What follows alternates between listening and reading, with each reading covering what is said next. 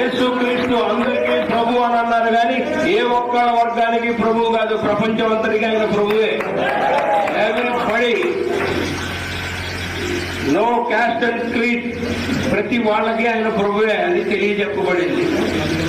అవునా కాదా? Praise the lord.